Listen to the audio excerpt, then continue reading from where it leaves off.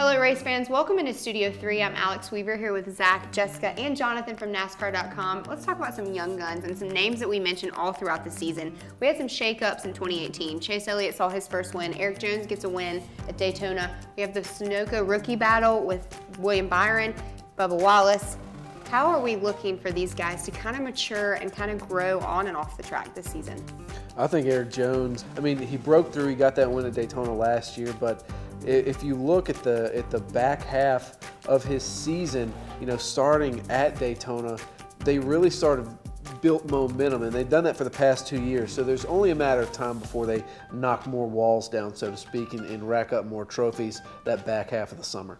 I was going to say Erik Jones, I think, flies a little bit under the radar when you talk about young guys. You talk about the Chase Elliott's, people like that all the time, and Erik Jones finished half of his races last year in the top 10, and I didn't know that initially, and I think he's just a guy that kind of flies under the radar a little bit, it's quietly getting better, and I feel like he got that first win out of the way. I think he's due for a few more, and I think Chase Elliott, to that same token, was able to get that first win and then followed up with 2 more, and I think he's only going to build. They're going to work out some of those kinks with the Camaro a little bit more this year. I think that will help him, so I think we can expect big things from the 9. Another person I'm going to be looking at is Ryan Blaney.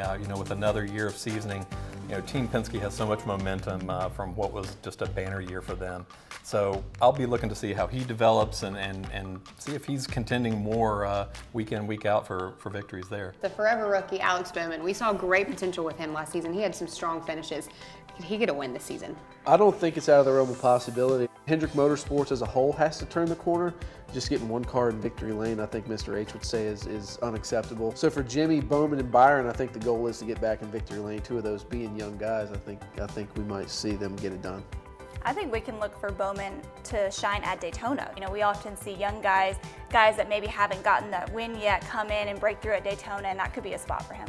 And while we're talking about Daytona, we flash back to last year's feel-good story with Bubba Wallace, who's coming back for year 2 with the number 43 team. That was such a great story and such a heart-warmer, but they really didn't sustain a lot of that through the rest of the year. And so I'll be interested to see if they can kind of return to some of that vibe at Daytona with another successful Speed Weeks.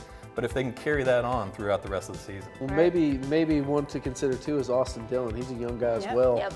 Can he double up at Daytona? So a lot going on. All right, a lot of names that we're looking for in 2019. The start of the season is coming to you in the Great American Race in the Daytona 500 on February 17th on Fox.